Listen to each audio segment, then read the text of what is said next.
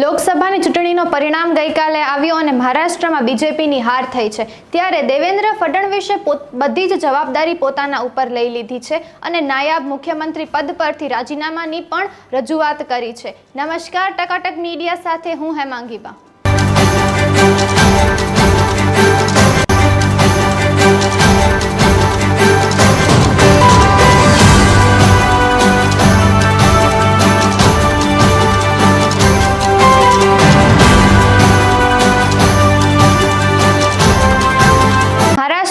નાયબ મુખ્યમંત્રી દેવેન્દ્ર ફડણવીસે પાર્ટીના ખરાબ પ્રદર્શનની જવાબદારી પોતાના માથે લીધી છે અને એવું દેખાઈ રહ્યું છે કે તે પોતાના પદ પરથી રાજીનામું આપી શકે છે અને ત્યારે એમને એવું પણ કહ્યું છે કે હું પાર્ટીને એવી વિનંતી કરું છું કે મને જવાબદારીઓમાંથી મુક્ત કરી દે જેથી આવનારી ચૂંટણી માટે હું વધારે મહેનત કરી શકું। જો કે હજી એ સ્પષ્ટ નથી થયું કે એમને રાજીનામું આપ્યું છે કે નથી આપ્યું, એમના રાજીનામાની મંજૂરી અપાઈ છે કે નથી અપાઈ। મહારાષ્ટ્રના મુખ્યમંત્રી એકનાથ શિંદેએ નાયબ મુખ્યમંત્રીએ જે પ્રસ્તાવ આપ્યો હતો કે એમને સરકારની જવાબદારીઓમાંથી મુક્ત થવું છે, એમાં એમને એમ કહ્યું છે કે હારની જવાબદારી કોઈ એકની નથી, બધાની છે અને એમ પણ કહ્યું છે કે જો વોટ શેરની વાત કરવામાં આવે તો 2 લાખથી વધારે મતો મળ્યા છે અને ત્રણેય પાર્ટીઓએ સાથે મળીને કામ કર્યું છે અને સરકારે રાજ્યો માટે બહુ સારા નિર્ણયો પણ છેલ્લા 2 વર્ષની અંદર લીધા છે।